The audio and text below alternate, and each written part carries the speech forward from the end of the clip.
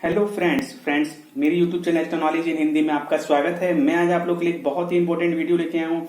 ये वीडियो जो है एसएसबी, जी हाँ, एसएसबी में जो आप लोग की वैकेंसी निकली हुई है कांस्टेबल ट्रेड्समैन की, तो यदि आप लोगों ने इसके लिए अप्लाई नहीं किया है तो आप लोग अप्लाई कर दीजिए। यदि आप लोगों ने अप्लाई कर दिया है या फिर आप लोग एसएसबी कांस्टेबल ट्रेड्समैन के लिए ही प्रिपरेशन कर रहे हैं तो आज का मेरा ये वीडियो आप लोग के लिए बहुत ही इंपॉर्टेंट रहने वाला है। चाहे आप लोगों ने अभी अप्लाई किया हो, नहीं किया हो, अप्लाई करने वाले हो या फिर आप लोग इसके लिए स्पेशली प्रिपरेशन कर रहे हैं, तो आज मैं आप लोग के लिए एसएसबी कांस्टेबल ट्रेड्समैन का जो है प्रीवियस ईयर का पेपर लेके आया हूँ। जी, प्रीवियस ईयर का पेपर लेके आया हूँ आप लोग के लिए, ताकि आप लोगों को जो आप लोग का एग्जाम है वो किस प्रकार का आप लोग का एग्जाम आ सकता है, मीन्स क्या लेवल है, किस प्रकार का एग्जाम आता है, पूरी जानकारी आज मैं आप लोग को अपने इस वीडियो में देने वाला हूँ।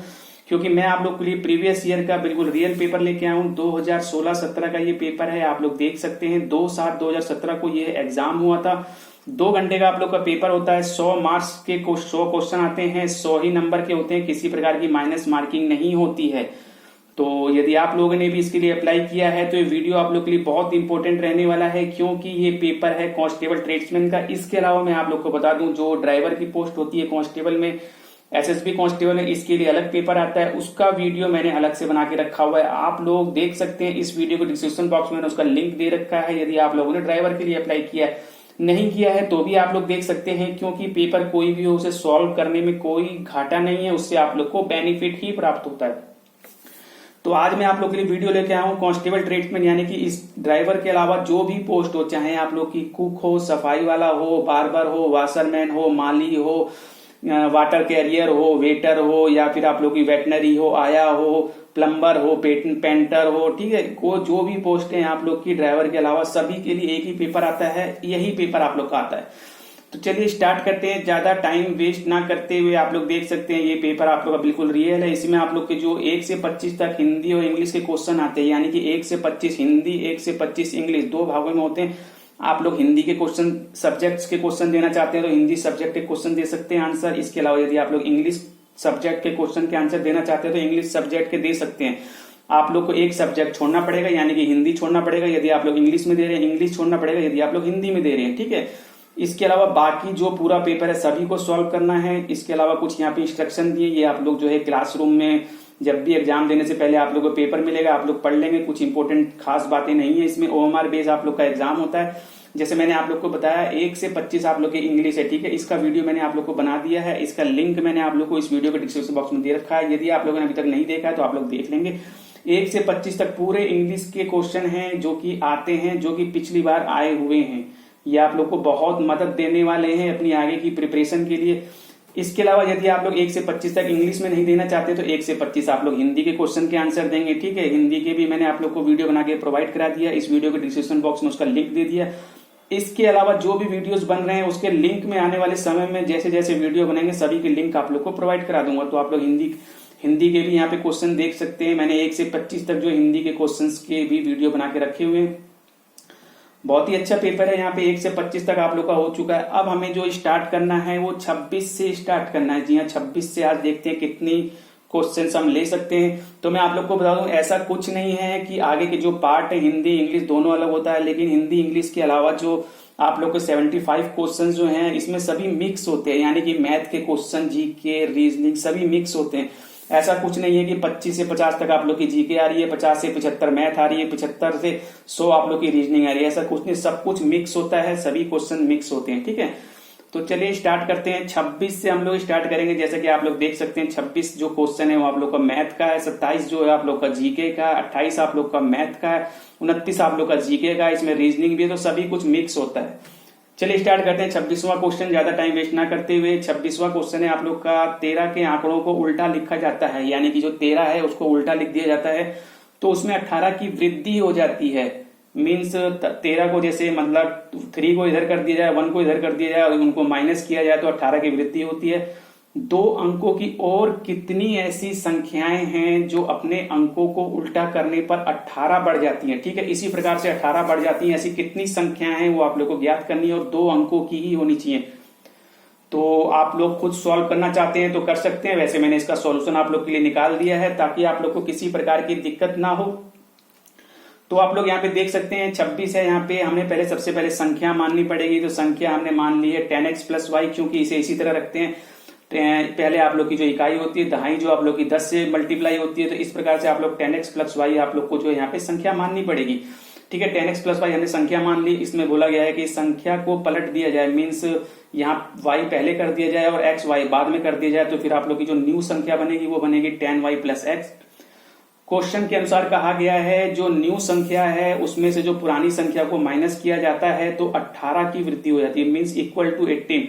ये आप लोग की इक्वेशन बन गई है 10y प्लस वाई माइनस के 10x plus Y equal to 18। ये इक्वेशन है। इक्वेशन को सॉल्व करने पे आप लोग का जो आंसर आएगा y minus x equal to 2। ठीक है, ये आप लोग का यहाँ पे अभी ये इक्वेशन बनी है। इसमें आप लोग को x और y के संभावित जोड़े ज्ञात करने हैं, जिनमें कि अंकों को उल्टा करने पर 18 की ही वृद्धि होती है। तो आप लोग यहाँ पे देखेंगे y minus x equal to 1 है, तो 1 और 3 यहाँ पे करते हैं, y और x तो यहाँ पे 2 आता है। इसी प्रकार से 2 और 4 तो यहाँ पे आप लोग की 2 आएगी। ठीक है, इसी प्रकार से आप लोग के 2 आएंगे। ठीक है, इस प्रकार से जो है आप लोग के संभावित 13 जोड़े यहाँ पे 13 को छोड़ के, जी आप लोग इस 13 को छोड़ देंगे क्योंकि 13 का यहाँ पे पहले से ही 13 के अलावा इन्होंने पूछा है, तो 13 को छोड़ के आप लोग के जो इस प्रकार के 6 जोड़े आप लोग के बनेंगे। ठीक है, जिसमें कि y माइनस 2 करने पर आप लोग के दो आते हैं। ठीक है, तो संभावित जोड़े आप लोग के 6 हैं। आप लोग खुद सॉल्व करेंगे तो आप लोग को इसकी जानकारी मिल जाएगी।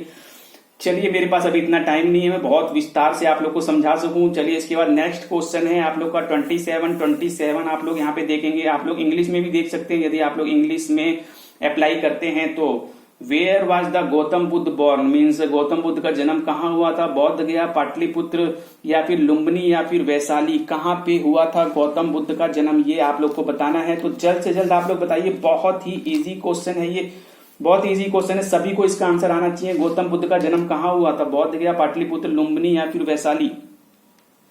मुझे लगता है अभी तक आप लोग को पता चल गया होगा क्योंकि बहुत ही इजी क्वेश्चन है। गौतम बुद्ध का जन्म आप लोग का हुआ था लुम्बिनी में 563 ईस्वी पूर्व। जो आप लोग की इक्ष्वाकु वंशीय क्षत्रिय सभ्य कुल के राजा शुद्धोधन के घर आप लोग का जो है इनका जन्म हुआ था। जी हाँ, गौतम बुद्ध का जन्म लुम्बिनी में हुआ था, राजा शुद्धोधन के घर पे। ये भी आप लोगों से पूछा जा सकता है, तो इंपॉर्टेंट क्वेश्चन है, इसी का ध्यान रखिए। चलिए, इसके बाद 28 क्वेश्चन देखते हैं। किस शहर की जनसंख्या, किसी शहर की, एक शहर की जनसंख्या जो हर वर्ष 4% बढ़ रही है। ठीक है, अगर उस शहर की जनसंख्या अभी 50,000 है तो 2 साल बाद शहर की जनसंख्या क्या होगी? बहुत ही इजी क्वेश्चन है। 2 साल के बाद शहर की जनसंख्या क्या होगी? The population of the town increase every year by 4%। If it's present population is 50,000 then what will be the population after 2 year. तो पॉपुलेशन 2 ईयर के बाद क्या होगी? सीधे सीधे आप परसेंटेज यहाँ पे निकाल लेंगे। जी हाँ, 50,000 आप लोग की इंटू, यदि आप लोग की 4% हर ईयर बढ़ रही है तो 104 इंटू 104 अपॉन 100 इंटू 104 अपॉन 100, क्योंकि 2 साल का आप लोग को निकालना है। टोटल जो आप लोग का आंसर आ जाएगा 54,080 आप लोग का यहाँ पे आंसर होने वाला है, यानी कि 28 का सी आंसर आप लोग का बिल्कुल सही है। चलिए, इसके बाद नेक्स्ट क्वेश्चन देखते हैं आप लोग का। नेक्स्ट क्वेश्चन है which element does not occur in the nature but can be produce artificially, यानी कि कौन सा प्राकृतिक तत्व में नहीं पाया जाता है पर कृत्रिम रूप से बनाया जा सकता है। प्रकृति में नहीं पाया जाता है लेकिन कृत्रिम रूप में बनाया जा सकता है। एल्यूमिनियम, प्लूटोनियम या फिर बॉक्साइट या फिर फोरम, क्या है? जल्दी बताइए। 29 का क्या आंसर होने वाला है? एल्यूमिनियम, प्लूटोनियम या फिर बॉक्साइट या फिर फोरम। तो 29 का मैं आप लोग को बता दूं प्लूटोनियम। जी हाँ, प्लूटोनियम आप लोग का यहाँ पे आंसर होने वाला है। यदि नहीं पता तो आप लोग इसे याद कर लीजिए। चलिए, इसके बाद ज्यादा टाइम वेस्ट ना करते हुए 30 क्वेश्चन करते हैं। ए एक काम को 12 दिन में पूरा करता है, बी ए की तुलना में 60% प्रतिशत कुशलता में काम करता है, तो बी उस काम को कितने दिन में करेगा? जी हाँ, A can complete a work in 12 days. B is 60% more efficient than A. In how many days B will complete the same work? जल्दी बताइए इसका आंसर क्या होगा। आप लोग अपने आप सॉल्व करना चाहते हैं तो आप लोग कर सकते हैं, मैंने भी इसका आंसर जरूर निकाला होगा। जी हाँ, तो आप लोग के यहाँ पे क्वेश्चन बनेगी। ए का 1 दिन का काम आप लोग निकाल लेंगे, 1/12 हो जाएगा। इसी प्रकार से बी का जो है 1 दिन का काम आप लोग का हो जाएगा 1/12 इंटू 160 अपॉन 100, क्योंकि एक 60% कुशलता से कार्य करता है। ठीक है, तो यहाँ पे जो आप लोग का बी का एक दिन का काम 2/15 आ जाएगा। तो बी को पूरा काम करने में कितना समय लगेगा, 15/2, यानी कि 7.5 दिन आप लोग का यहाँ पे आंसर आ जाएगा। आप लोग निकालिए, मैंने आप लोग को आंसर बता दिया है, कोई प्रॉब्लम हो तो आप लोग देख लेंगे, ठीक है। चलिए इसके बाद नेक्स्ट क्वेश्चन देखते हैं। 30 के बाद आप लोग का यहाँ पे है 31। जी हाँ, 31 यहाँ आप लोग का आंसर है, क्या आने वाला है। तो एक व्यक्ति ने एक घोड़े को 15% लाभ पर बेचा। अगर उसने उस घोड़े को 25% कम में खरीदा होता और 600 रुपये कम में बेचा होता तो उसका लाभ 32% होता। घोड़े का क्रय मूल्य क्या है। जी हाँ, ज्ञात कीजिए घोड़े का क्रय मूल्य क्या है। इंग्लिश में आपको बताता हूं। A person sold a horse at a gain of 15%, had the bought it for 25% less and sold it for ₹600 less, he would have made a profit of 32%। What was the cost price of the horse. तो आप लोग अपने आप करके देखिए, यदि आप लोग को ना समझ में आए तो आप लोग यहाँ पे आंसर देख सकते हैं। जी हाँ, इसका आंसर क्या होने वाला है तो आप लोग यहाँ पे देखेंगे। तो इसमें आप लोग का जो मैंने आंसर निकाला हुआ है, आप लोग इसे थोड़ा सा, इसे मैं छोटा कर देता हूँ। जी हाँ, इसे थोड़ा सा छोटा कर देता हूँ। जी हाँ, यहाँ पे आप लोग देखेंगे इसका आंसर आप लोग का निकल के आ रहा है, माना घोड़े का क्रय मूल्य। जी हाँ, आप लोग यहाँ पे घोड़े का जो है क्रय मूल्य मान लेंगे 100%, ठीक है। इस प्रकार से मैंने आप लोग को आंसर निकाला है। आप लोग किसी और तरीके से निकालना चाहते हैं आप लोग निकाल सकते हैं। तो घोड़े का क्रय मूल्य मैंने यहाँ पे जो है 100% मान लिया है। इसी प्रकार से घोड़े का क्रय मूल्य यानी कि 15% लाभ पर बेचा जाता है, तो यहाँ पे 115% आप लोग का यहाँ पे घोड़े का क्रय मूल्य, विक्रय मूल्य हो जाएगा, ठीक है। इसके अलावा आप लोग को बताया है उसने घोड़े को 25% कम में खरीदा होता और 600 रुपये कम में बेचा होता, यानी कि जो 600 रुपये कम में बेचा होता, सेलिंग प्राइस को माइनस करेंगे तो आप लोग की 600 आएगी। ये जो 600 है आप लोग का, ये इक्वेशन का काम करेगा। जी हाँ, इसी से आप लोग का आंसर निकलने वाला है। इस चीज का आप लोग ध्यान रखिएगा। 600 रुपये कम में बेचा जाता है, यानी कि यहाँ पे सेलिंग प्राइस को माइनस करना इक्वल टू 600 करते ही आप लोग का आंसर आएगा। तो अभी यहाँ पे हम सेकंड देखते हैं। सेकंड पार्ट, 25% कम में खरीदा होता तब क्रय मूल्य आप लोग का क्या होता। पहले आप लोग का 100 था तो 25% कम का मतलब 75% होता, ठीक है। तो इसी प्रकार से आप लोग की प्रॉफिट जो है यहाँ पे 32% अधिक होता, तो 75 इंटू 32/100 यानी कि 24% आप लोग का उस वक्त प्रॉफिट होता। इसके अलावा सेलिंग प्राइस जो आप लोग को बताया गया है, सेलिंग विक्रय मूल्य आप लोग का क्या हो गया, क्रय मूल्य प्लस प्रॉफिट आप लोग का यहाँ पे विक्रय मूल्य हो गया, यानी कि 75 प्लस 24 99% आप लोग का जो है यहाँ पे विक्रय मूल्य हो गया है, ठीक है। ये विक्रय मूल्य आप लोग को 99% है और यहाँ पे जो घोड़े का विक्रय मूल्य यहाँ पे 19, पहले जो है यहाँ पे 115% है। जैसा कि मैंने आप लोग को बताया 600 रुपये कम में बेचा होता है, यानी कि जो 600 रुपये है ये आप लोग का इक्वेशन बनाएगा और इसी से आंसर निकलेगा। तो विक्रय मूल्य का अंतर आप लोग का 600 रुपये यहाँ पे दे दिया गया है। तो पहले आप लोग का 115% था, बाद में जो आप लोग का 99% निकल के आया, यानी कि 16% इक्वल टू 600। तो घोड़े का विक्रय मूल्य आप लोग का यहाँ पे 3750 आप लोग का आंसर आ जाएगा। जी हाँ, आप लोग एक बार निकाल के देखेंगे। यदि समझ में ना आया हो सकता है आप लोग को समझ में ना आया हो क्योंकि थोड़ा सा ये टेढ़ा क्वेश्चन है, ठीक है। मैंने आप लोग को आंसर बता दिया, आप लोग सॉल्व कीजिए। कोई प्रॉब्लम आए तो मुझसे आप लोग पूछ सकते हैं। चलिए इसके बाद 32 क्वेश्चन हम लोग करते हैं। दिए गए विकल्पों में से उस विकल्प का चुनाव करें जो नीचे दी गई श्रृंखला को जारी रखता है। देखिए यहाँ पे आप लोग का थोड़ा सा रीजनिंग का क्वेश्चन आ गया। तो जैसे मैंने आप लोग को बताया है इसी प्रकार से इसमें क्वेश्चन चल रहे हैं, सभी मिक्स हैं। A/2, इसके बाद B/4 है, C/6 है, D/8 है। तो इसके बाद आप लोग की 2 और संख्याएं ज्ञात करनी है। तो आप लोग देखेंगे इसमें एक क्रम बन रहा है, A के बाद B, B के बाद C, C के बाद D, D के बाद आप लोग का E आएगा, E के बाद F आएगा। तो यहाँ पे E और F वाली 2 संख्याएं दी हुई है, A और D, ठीक है, E और F। इसके अलावा जो नीचे जो आप लोग के डिवाइडिंग में है इसमें 2, 4, 6, 8 यानी कि 10, 12। तो 10, 12 कौन सा, ये है आप लोग का डी, यानी कि 32 का डी। बहुत ही सिंपल क्वेश्चन था, 32 का डी आंसर आप लोग का होने वाला है। चलिए इसके बाद 33 क्वेश्चन करते हैं हम लोग। भारत की पहली महिला कैबिनेट मंत्री कौन थी। Who was the first Indian female cabinet minister. कौन थी, सरोजिनी नायडू, सुचेता कृपलानी, राजकुमारी, अमृता कौर या फिर विजया लक्ष्मी पंडित। कौन थी आप लोग की पहली कैबिनेट महिला मंत्री आप लोग की कौन थी। सरोजिनी नायडू थी, सुचेता कृपलानी, राजकुमारी, अमृता कौर या फिर विजय लक्ष्मी पंडित। आप लोगों को पता होना चाहिए यदि आप लोग प्रिपरेशन कर रहे हैं। जी आप लोग जल्दी सोचिए, आंसर मैं आप लोग को बता दूंगा, कोई बहुत बड़ी बात नहीं है। तो मुझे लगता है अभी तक आप लोगों ने सोच लिया होगा, भारत की पहली महिला कैबिनेट मंत्री राजकुमारी अमृता कौर थी। जी हाँ, बिल्कुल सही आंसर यही है आप लोग का। चलिए इसके बाद 34 हम लोग करेंगे। इसमें आप लोगों से पूछा गया निम्नलिखित शब्दों को सार्थक रूप में व्यवस्थित कीजिए। मतलब आप लोग को एक रूप में व्यवस्थित करना है, नीचे से ऊपर या फिर ऊपर से नीचे। तो इसमें आप लोग देखेंगे राष्ट्र, गांव, शहर, जिला, राज्य, यानी कि जो स्टार्टिंग छोटे से बड़ा या बड़े से छोटा, जैसा भी आंसर दिया आप लोग कर सकते हैं। तो छोटे से बड़ा यहाँ पे आप लोग लेके देख सकते हैं। सबसे छोटा आप लोग का गांव होता है, गांव के बाद आप लोग का यहाँ पे शहर होता है, ठीक है। इसी प्रकार से आप लोग क्रम में लगाइए, क्या हो सकता है, राष्ट्र, गांव, शहर, जिला और राज्य, नेशन, विलेज और सिटी, डिस्ट्रिक्ट एंड स्टेट। 34 का आप लोग का क्या आंसर होने वाला है, चलिए मैं आप लोग को बता देता हूँ। 34 का आप लोग का यहाँ पे ए होने वाला है। जी हाँ, गांव, गांव के बाद आप लोग का शहर है, शहर के बाद आप लोग का जिला है, जिले के बाद जो है आप लोग का यहाँ पे राज्य है, राज्य के बाद आप लोग का राष्ट्र आता है, ठीक है, राष्ट्र सबसे बड़ा। तो 34 का ये आप लोग का हो गया। इसके बाद 35वां क्वेश्चन करते हैं जल्द से जल्द। भारत के में किस स्थान से महात्मा गांधी ने सत्याग्रह आंदोलन की शुरुआत की? भारत में किस स्थान से महात्मा गांधी ने सत्याग्रह आंदोलन की शुरुआत की? At which place in India did Mahatma Gandhi first start his satyagraha? Sitamarhi, Muzaffarpur, Varanasi या फिर चंपारण? बहुत ही इजी क्वेश्चन है, सभी को पता होगा।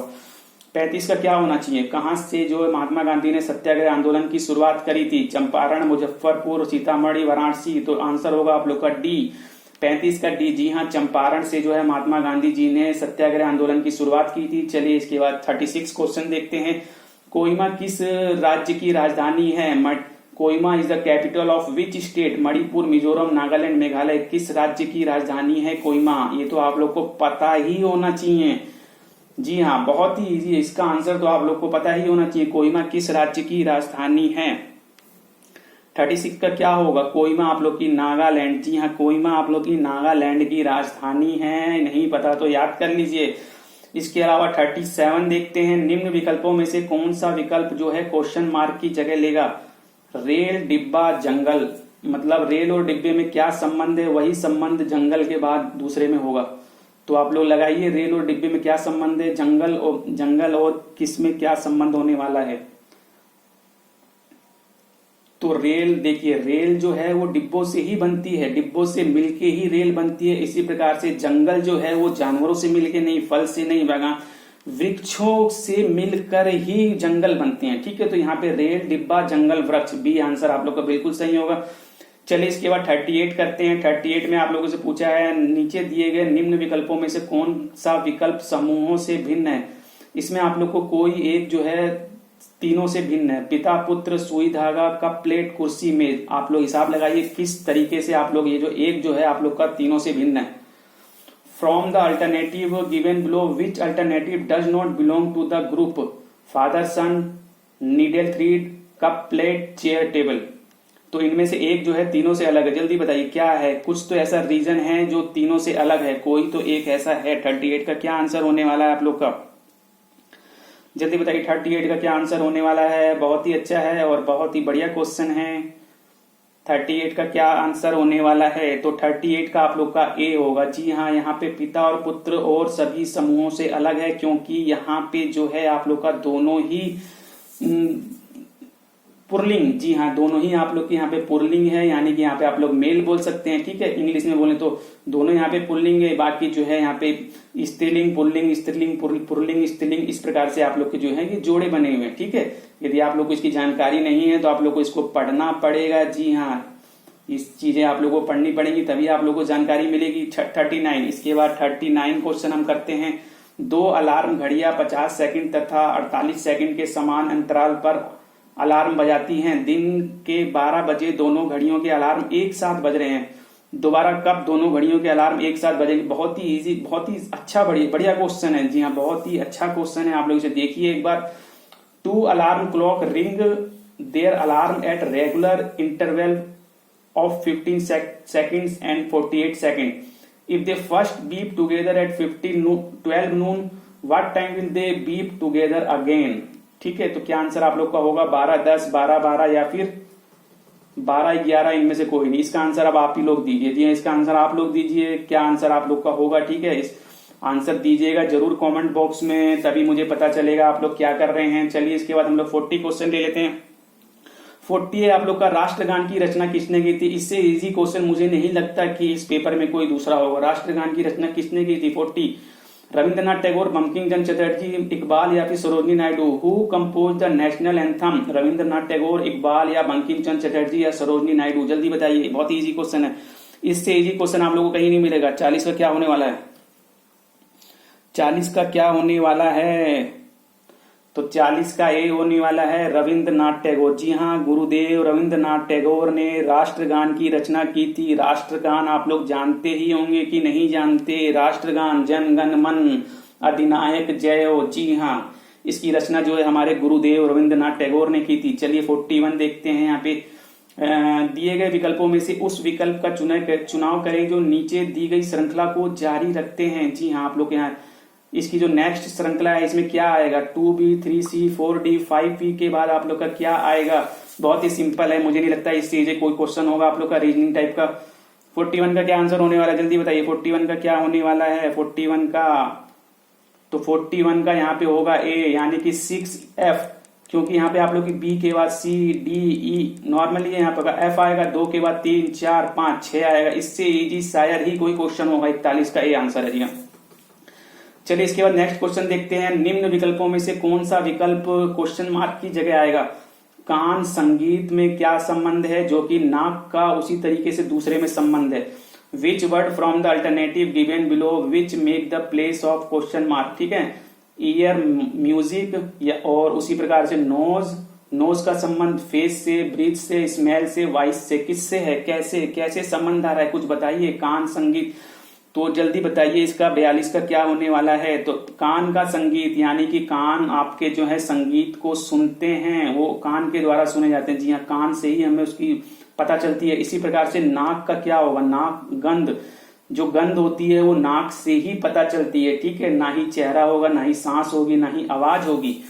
तो यहाँ पे आप लोग का 42 का सी आंसर बिल्कुल सही है। चलिए 43 हम लोग कर लेते हैं। इसके बाद एक ट्रेन 90 किलोमीटर प्रति घंटे की रफ्तार से चलती है। ट्रेन की गति मीटर प्रति सेकंड में ज्ञात कीजिए।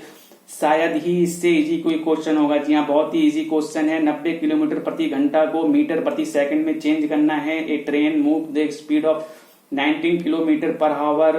What is the speed of train in metre प्रति सेकंड? जी हाँ, मीटर प्रति सेकंड में क्या है, क्या होगा? किलोमीटर प्रति घंटे को मीटर प्रति सेकंड में चेंज करना है। सर इससे इजी क्वेश्चन कोई हो सकता है क्या?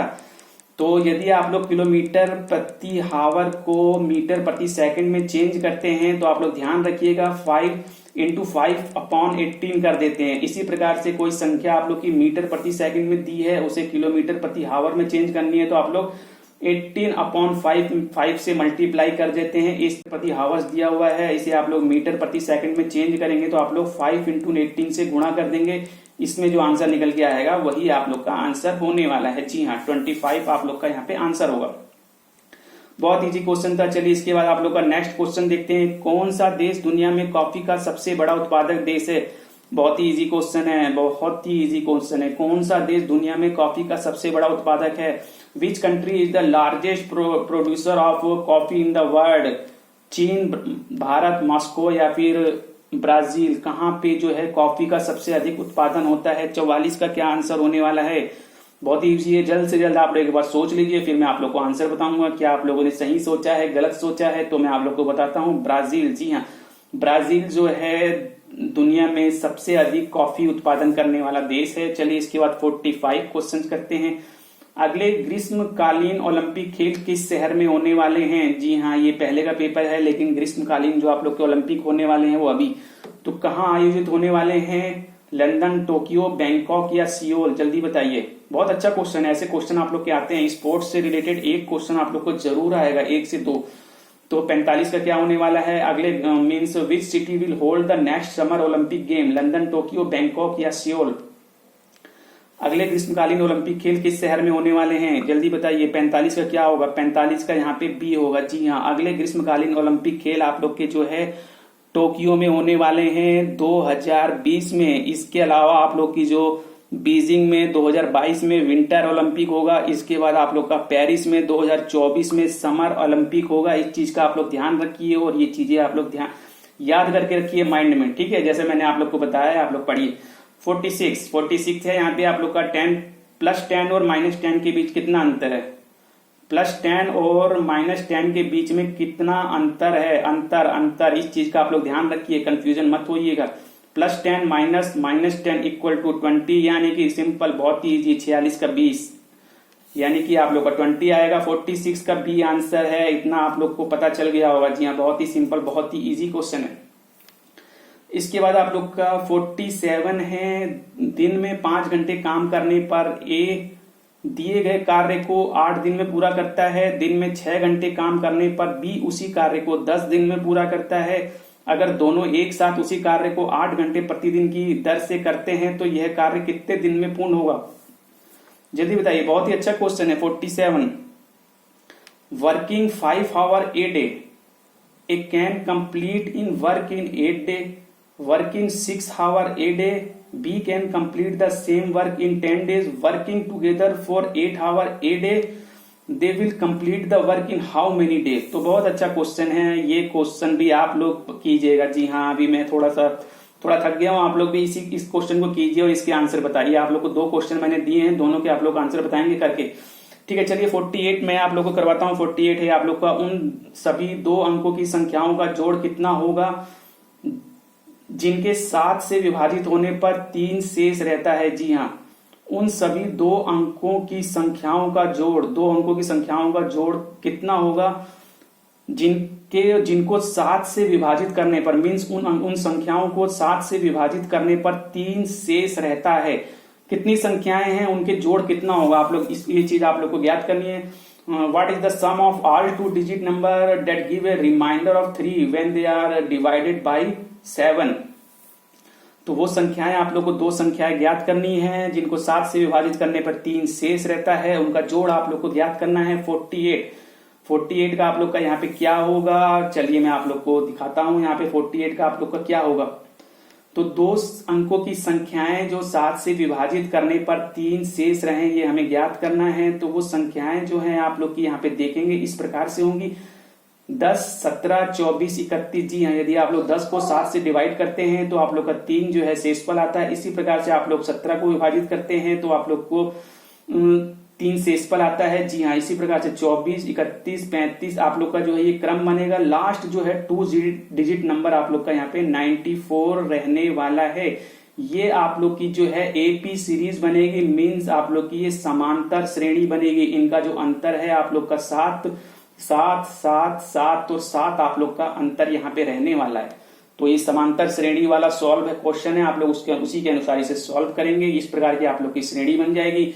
इसमें आप लोग का ए का जो मान है यहाँ पे 10 हो जाएगा, एन जो है यहाँ पे आप लोग की जो है यहाँ पे 13 हो जाएंगी। जो टोटल संख्याएं आप लोग की आएंगी यहाँ पे 13 आएंगी। ठीक है, 13 नंबर्स आएंगे। और लास्ट जो है आप लोग का यहाँ पे लास्ट एल जो है यहाँ पे 94 हो जाएगा। डी आप लोग का यानी कि इसमें माइनस करेंगे एक दूसरे में तो आप लोग का 7 आ जाएगा। ठीक है, तो यहाँ पे आप लोग का सम निकालने के लिए जो फॉर्मूला है n इंटू ए प्लस एल अपॉन 2, जैसे ही आप लोग इसको सॉल्व करेंगे 676 आप लोग का यहाँ पे आंसर आ जाएगा। यानी कि 48 का बी आप लोग का बिल्कुल सही आंसर है। आप लोग इधर करके देखेंगे यदि आप लोगों ने अभी तक नहीं किया है। चलिए इसके बाद 49 करते हैं। 20% किसके बराबर है? जी हाँ, 20% किसके बराबर है? क्या इससे इजी कोई क्वेश्चन हो सकता है? 20% किसके बराबर है? विच इज 20% इक्वल टू किसके बराबर है यार? 20%, यानी कि 20% किसके बराबर होगा? 20/100 यानी कि 1/5। 49 का सी आप लोग का आंसर होगा। जी हाँ, इससे इजी कोई क्वेश्चन नहीं हो सकता। चलिए इसके बाद 50 देखते हैं। 50 है आप लोग का, अगर ए और बी का अनुपात 3:4 है तथा बी और सी का अनुपात 12:13 है, ए और सी के बीच क्या अनुपात होगा? यानी कि आप लोग को ए और सी का अनुपात ज्ञात करना है। बताइए कैसे ज्ञात होगा? शायद ये भी बहुत ही सिंपल क्वेश्चन है। If A and B are in the ratio 3:4, B and C in the ratio 12:13, then what is the ratio between A and C? क्या होगा रेशो? ए अनुपात बी इक्वल टू 3/4। इसी प्रकार से B upon C equal to 12/30। यदि आप लोग दोनों को मल्टीप्लाई करते हैं तो आप लोग यहाँ पे देखेंगे 20 से 20 यानी कि ए अपॉन सी बराबर आप लोग का जो है यहाँ पे आंसर निकल के आ जाएगा 50 का आप लोग का यहाँ पे 9/13। अनुपात बी और अनुपात सी को आप लोग मल्टीप्लाई कर लेंगे तो आप लोग को ए अनुपात सी ज्ञात हो जाएगा। 9/13 आप लोग का आंसर आएगा। अब वीडियो काफी लंबा हो रहा है। आज मैंने आप लोग को 25 क्वेश्चन करा दिए हैं। तो फ्रेंड्स, आप लोग इस वीडियो को एक बार, 2 बार, 3 बार देखिए ताकि आप लोग को इसकी लेवल के बारे में जानकारी मिल सके। जो क्वेश्चन मैंने बताए हैं उसको सॉल्व कीजिए और मुझे आंसर बताइए। बाकी के क्वेश्चंस मैं आप लोग को नेक्स्ट वीडियो में प्रोवाइड करा दूंगा और सभी वीडियो के लिंक जो है जैसे ही सभी वीडियो समाप्त होंगे सभी वीडियोज में आप लोग को प्रोवाइड करा दूंगा। तो फ्रेंड्स, अभी मैं आप लोगों से विदा लेना चाहूंगा। जी हाँ, मैं आप लोगों से विदा लेना चाहूंगा। जाने से पहले ये कहूंगा, यदि चैनल पर नए हैं तो चैनल को सब्सक्राइब कीजिए, वीडियो को लाइक कीजिए और बेल आइकन वाले बटन को जरूर दबाइए ताकि इसी प्रकार के इंपॉर्टेंट और इन्फॉर्मेटिव वीडियोस आप लोग को प्रोवाइड करता रहूं। Okay friend, bye, thank you, see you next time.